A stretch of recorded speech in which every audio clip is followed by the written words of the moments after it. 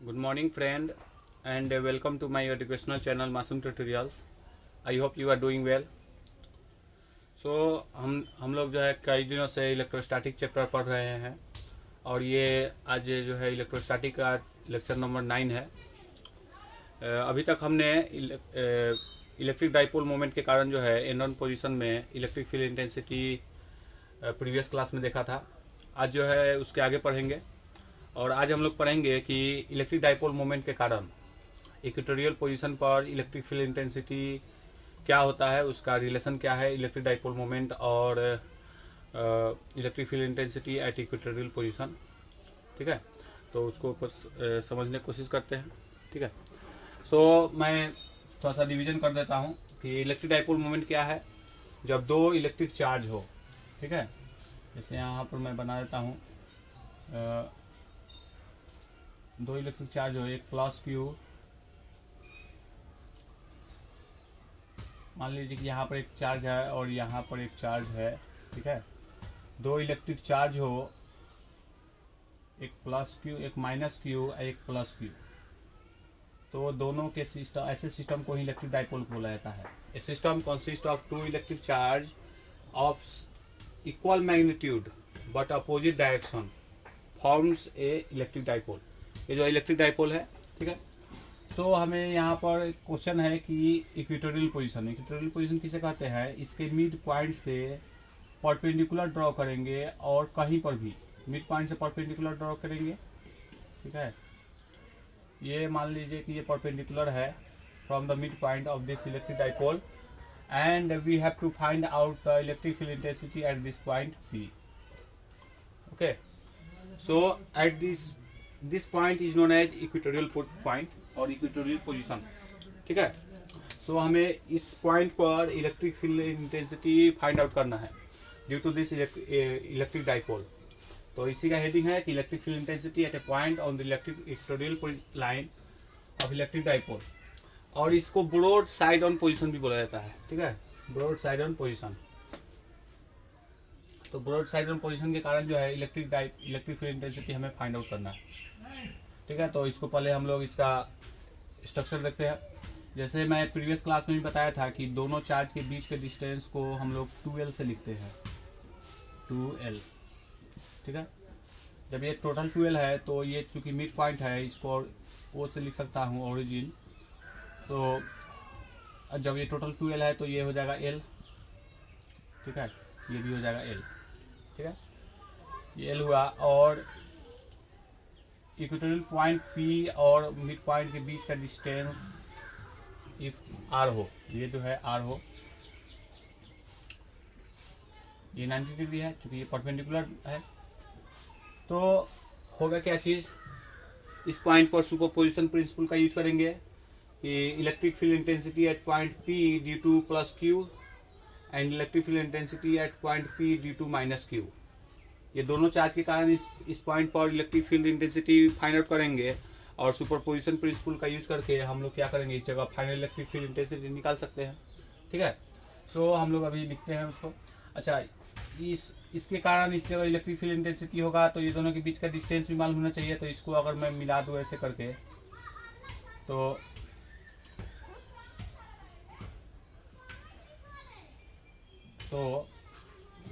ये हुआ the distance between plus Q charge and P, और इसको मैं A और B लिख देता हूँ।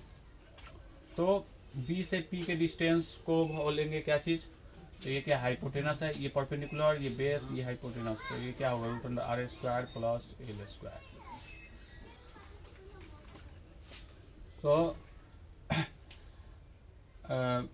Distance between minus Q charge and P, क्योंकि इस माइनस Q चार्ज के कारण P पर हमें इलेक्ट्रिक फील्ड इंटेंसिटी निकालना होगा, तो दोनों के बीच का डिस्टेंस भी हमें मालूम होना चाहिए, है ना। तो ये परपेंडिकुलर है, R क्या है, परपेंडिकुलर, बेस है इसका L, तो ये हाइपोटेनस इक्वल टू होता है √, परपेंडिकुलर का स्क्वायर प्लस बेस का स्क्वायर।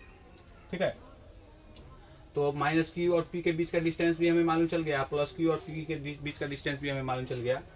सो हम लोग निकालेंगे electric field intensity at point P due to plus Q charge. इसे लिखूंगा electric field intensity at point P due to plus Q charge E plus Q equal to 1/4πε0 Q by R square. R की जगह पर यहाँ क्या होगा root under R square plus L square by का whole square. ठीक है, ये होगा electric field intensity.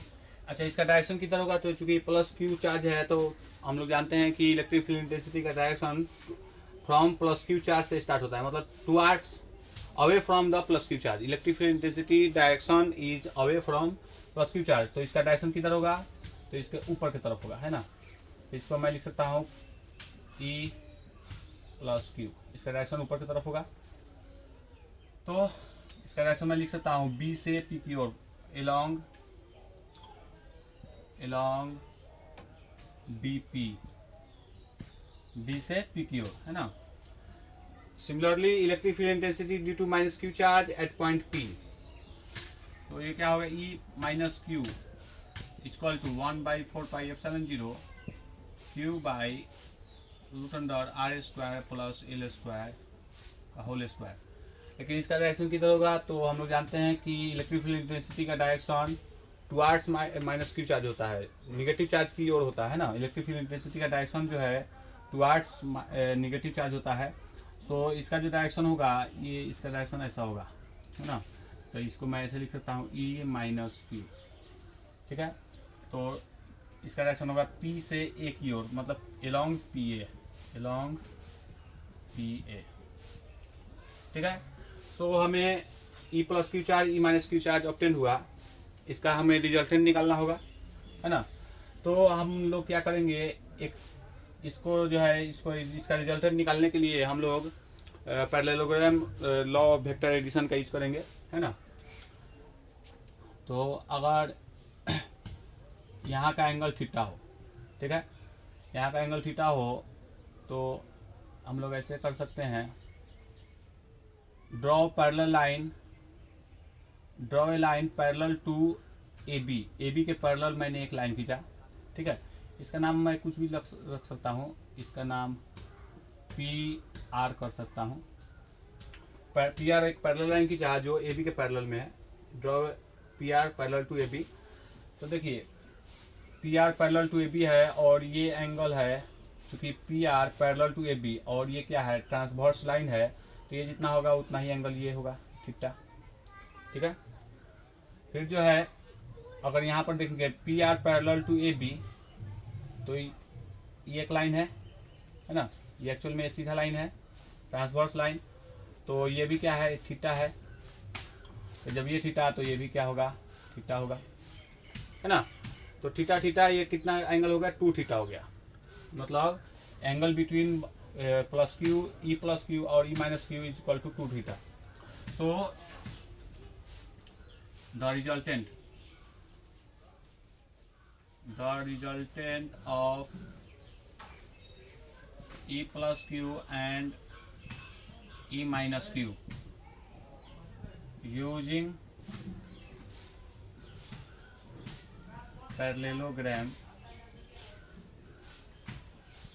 law of vector addition.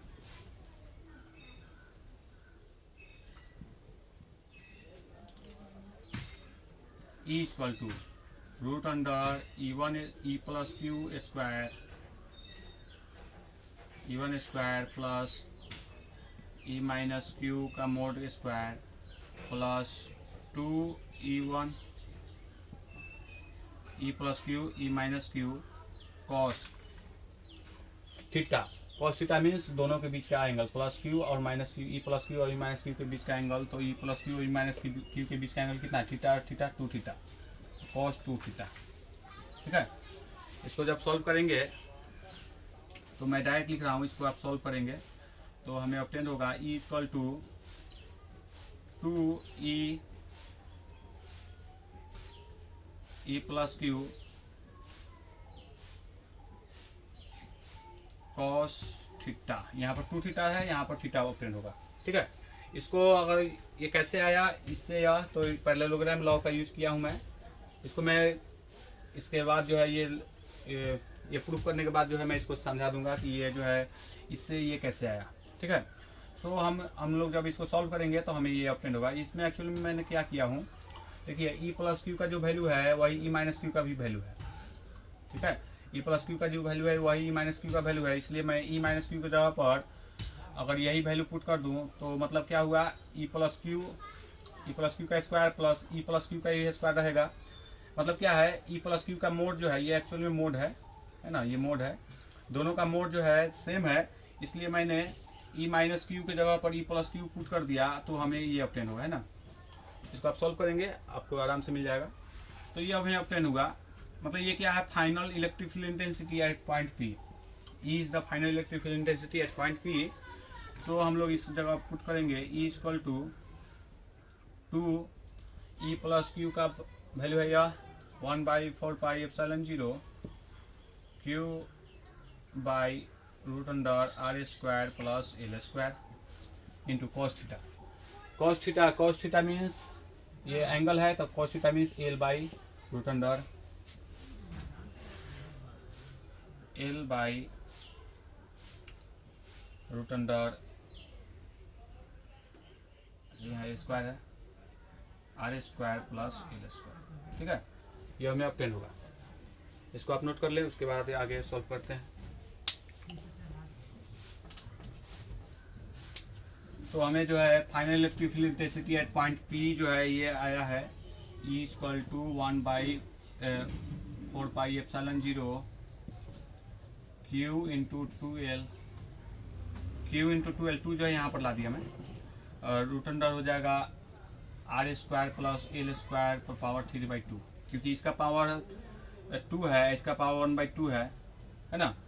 तो ये क्या होगा, तो एक्चुअल में इसको मैं एक लाइन और लिख देता हूँ, R into root under R square plus L square, ठीक है। ऐसे लिख सकता हूँ कि चूंकि ये स्क्वायर से रूट कट जाएगा, ठीक है, स्क्वायर से रूट कटा तो इसको मैं ऐसे लिख सकता था, तो रूट का, इसलिए E equal to 1/4 pi epsilon 0 Q into 2L by R square plus L square पर पावर 3/2, क्योंकि इसका पावर 1, इसका पावर रूट का पावर होता है 1/2, ये जो रूट है इसका मीनिंग है 1/2 पावर, दोनों गुना में, तो गुना में होता है जब पावर जुड़ता है तो 1 प्लस हाफ इक्वल टू 3/2 होगा, ठीक है। देखिए मैं कल जो है प्रीवियस क्लास में बताया था कि ये जो एल का वैल्यू होता है बहुत कम होता है आर से, here R is far greater than L, R का वैल्यू बहुत ज़्यादा होता है एल से, इसलिए R square plus L square को मैं नियरली इक्वल टू होगा आर स्क्वायर, है ना। जब किसी का वैल्यू बहुत कम हो तो उसका स्क्वायर भी बहुत कम होगा, इसलिए अगर R square plus L square को मैं नियरली लिख सकता हूँ आर स्क्वायर, इसलिए मैं इसको यहाँ पर पुट करूँगा E equal to 1/4 pi epsilon 0 Q, अच्छा क्यू इंटू 2L को पी लिख सकता हूँ, है ना, Q charge into 2L means दोनों के बीच का डिस्टेंस, इसको बोलते हैं, इसी को बोला जाता है इलेक्ट्रिक डाइपोल, है ना। Q into 2L equal to electric dipole, तो R square plus L square के जगह पर आर स्क्वायर, तो इस जगह आर स्क्वायर पुट किया, आर स्क्वायर पर पावर 3/2, ठीक है। तो ये स्क्वायर से पावर 3/2 कट जाएगा, तो हमें ऑब्टेन क्या हुआ, E equal to 1/4 pi epsilon 0 P by R Q. यही हमें इलेक्ट्रिक फील्ड इंटेंसिटी ऑब्टेन हुआ एट दिस पॉइंट पी, ठीक है। So this is the electric field intensity at equatorial point due to electric dipole, ठीक है। सो यहाँ पर अगर ध्यान से देखेंगे तो इलेक्ट्रिक डाइपोल जो है, इलेक्ट्रिक फील्ड इंटेंसिटी जो है किस चीज़ पर डिपेंड कर रहा है, इलेक्ट्रिक डाइपोल पर डिपेंड कर रहा है, इलेक्ट्रिक डाइपोल मोमेंट पर डिपेंड कर रहा है, और दोनों मिड पॉइंट से उस पॉइंट के बीच के डिस्टेंस पर डिपेंड कर रहा है, मिड पॉइंट से इक्वेटोरियल पॉइंट के बीच के डिस्टेंस पर डिपेंड कर रहा है। लेकिन हम लोग जब अभी तक पढ़े थे कि इलेक्ट्रिक फील्ड इंटेंसिटी जो होता है inversely proportional to R square होता है, लेकिन इलेक्ट्रिक डाइपोल के कारण जो इलेक्ट्रिक फील्ड इंटेंसिटी होता है वो इन्वर्सली प्रोपोर्शनल टू 1/r³ होता है। ये बहुत इंपॉर्टेंट चीज़ है ना। ये ऑब्जेक्टिव में हमेशा पूछा जाता है कि इलेक्ट्रिक फील्ड जो intensity is directly proportional to 1/r³ और 1/r² और 1/r due to electric dipole, है ना। तो इसका रिलेशन क्या होगा, ई जो है 1/RQ होता है for the electric dipole. Electric dipole के कारण जो है इलेक्ट्रिक फील्ड इंटेंसिटी जो है RQ के इन्वर्सली प्रोपोर्शनल होता है ना। तो इसको ध्यान से देखेंगे, ध्यान देंगे उस पर। तो अभी मैं सॉल्व कर देता हूँ कि parallelogram law of vector addition यहाँ पर कैसे जो है मैं डायरेक्ट लिख दिया था, ठीक है। तो उसको देख लेते हैं। According to parallelogram law the resultant of two vector E equal to root under E1 square plus E2 square plus 2E1 E2 cos theta, ठीक है। यहाँ पर ये क्या है, E1 जो है first component, E2 second component, E1 E2 cos theta, ठीक है। ये फॉर्मूला होता है। अगर दो कंपोनेंट दिया हो E1 E2 और E1 E2 हो तो दोनों के बीच का एंगल जो हो थीटा हो, तो इसका फॉर्मूला होता है, रिजल्टेंट का फॉर्मूला यह होता है। और हेयर जो है यहाँ पर मैं E1 मीन्स क्या है, E प्लस क्यू, और E2 मीन्स है E माइनस क्यू, ठीक है। और थीटा जो है यहाँ पर एक्चुअल में क्या है, 2 थीटा। थीटा इक्वल टू यहाँ पर क्या है, दोनों के बीच का एंगल 2 थीटा था, ठीक है। तो यहाँ पर अगर मैं पुट करता E equal to root under E plus Q E minus Q plus 2E plus Q E minus Q cos 2 theta. तो इसका मैग्नीट्यूड और इसका मैग्नीट्यूड, दोनों का मैग्नीट्यूड सेम है, इसलिए मैं अगर एक ही को लिखूँ तो E इक्वल टू लिख सकता हूँ। क्योंकि दोनों सेम है इसलिए मैं इसके जगह पर E प्लस क्यू भी लिख सकता हूँ। तो 2E प्लस क्यू का स्क्वायर, चूँकि दोनों सेम है तो दोनों से इंटू होगा, तो क्या हो जाएगा 2E प्लस क्यू का स्क्वायर, क्योंकि E square plus E plus E into E equal to E square, है ना, कॉस 2 थीटा। देखिए 2E स्क्वायर दोनों में है, 2E स्क्वायर दोनों में है, तो कॉमन ले लूँगा तो E इक्वल टू हो जाएगा 2E plus Q square. Common ले लिया तो इसमें क्या बचा, 1 plus cos 2 theta, cos 2 theta, ठीक है।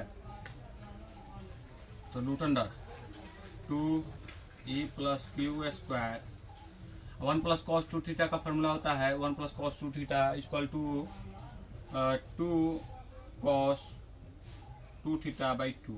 ये फॉर्मूला होता है एक्चुअल में, ये त्रिकोणमिति का चीज़ है ना। इसको भी चाहेंगे तो डिराइव कर सकते हैं। तो 2 से 2 कट गया, है ना। तो हमें क्या ऑप्शन हुआ, E equal to 2 into 2 equal to 4 E, और ये कॉस स्क्वायर होता है 2 कॉस स्क्वायर 2 थीटा बाई 2, तो 4E plus Q square into cos square theta, ठीक है। तो जब इसका रूट हटेगा तो क्या हो जाएगा, E इक्वल टू 4 का रूट होता है 2, E प्लस क्यू का स्क्वायर का रूट हो जाएगा, स्क्वायर रूट हो जाएगा E प्लस क्यू, और कॉस स्क्वायर थीटा का हो जाएगा कॉस थीटा, ठीक है। तो ये इसी को मैंने डायरेक्ट उस समय लिखा था, इसको आप देख ले अच्छे से। और उसको जो है ये टोटल टर्म को भी लिख सकते हैं, या डायरेक्ट जैसे मैं वहाँ पर लिखा हूँ वैसे भी लिख सकते हैं, ठीक है। I hope you understand it. So हमने अभी तक जो है इलेक्ट्रिक डाइपोल के बारे में, इलेक्ट्रिक डाइपोल क्या है, इलेक्ट्रिक डाइपोल मोमेंट क्या है ना, electric dipole moment at and on position और एक्सेल पोजिशन। एंड आज जो है हमने पढ़ा कि इलेक्ट्रिक डाइपोल मोमेंट के कारण जो है, इलेक्ट्रिक डाइपोल मोमेंट के कारण इक्वेटोरियल पोजीशन पर जो है इलेक्ट्रिक फील्ड इंटेंसिटी क्या होगा।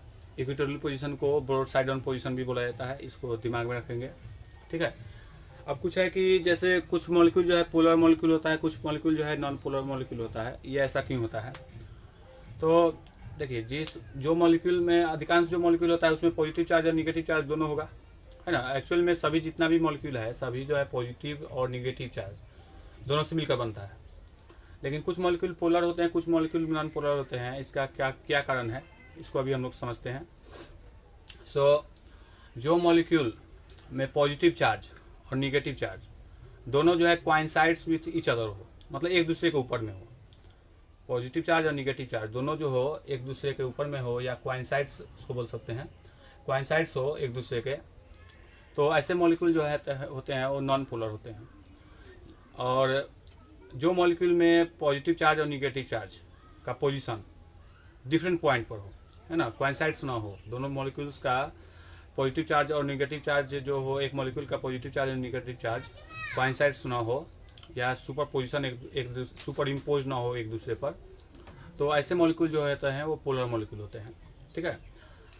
और एक चीज़ होता है कि इसी कारण इसको permanent molecule, permanent polar molecule भी बोला जाता है। जैसे वाटर में वाटर का स्ट्रक्चर जब देखेंगे तो ऑक्सीजन होता है और हाइड्रोजन होता है, ठीक है।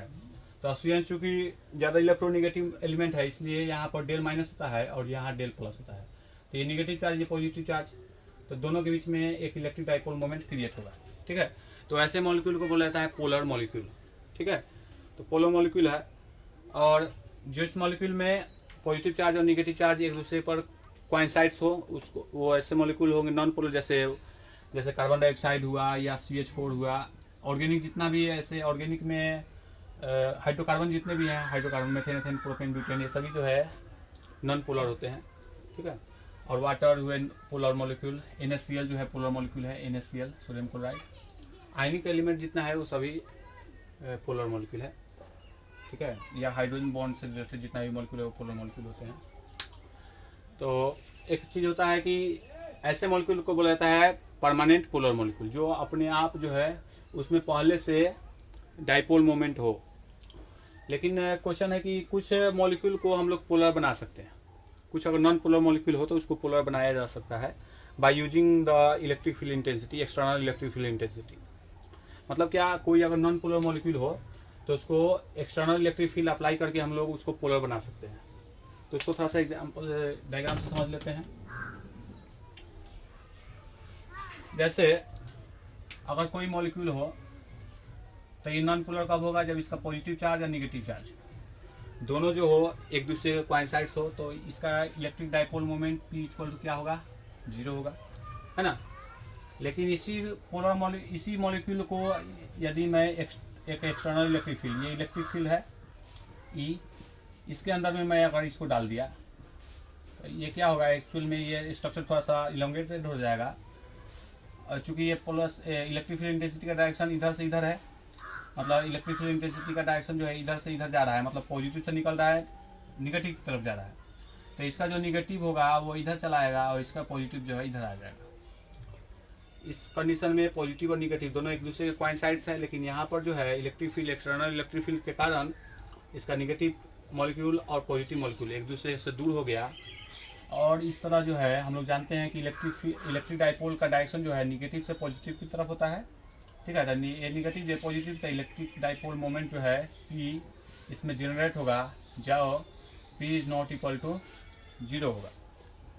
सो ये जो मॉलिक्यूल है यहाँ पर एक्सटर्नल इलेक्ट्रिक फील्ड ऑप्शंस में, in the options of external electric field ये जो है नॉन पोलर है, लेकिन in the presence of external electric field ये जो है पोलर हो गया। तो ऐसे मॉलिक्यूल को बोला जाता है इंड्यूस्ड पोलर मॉलिक्यूल। इसको इंड्यूस्ड किया गया, पोलर बनाया गया लेकिन इसको इंड्यूस्ड करके। लेकिन जैसे ही इलेक्ट्रिक फील्ड इसका 0 हो जाएगा, मतलब इसको अगर फिर बाहर कर लेंगे, ये फिर से नॉन पोलर मॉलिक्यूल हो जाएगा, ठीक है। तो इसलिए इसको परमानेंट पोलर मॉलिक्यूल नहीं बोलेंगे, इसको टेम्पोररी बोल सकते हैं, टेम्पोररी पोलर मॉलिक्यूल, ठीक है, या इंड्यूस्ड पोलर मॉलिक्यूल। तो आज हमने जो है इलेक्ट्रिक डाइपोल मोमेंट के बारे में देखा।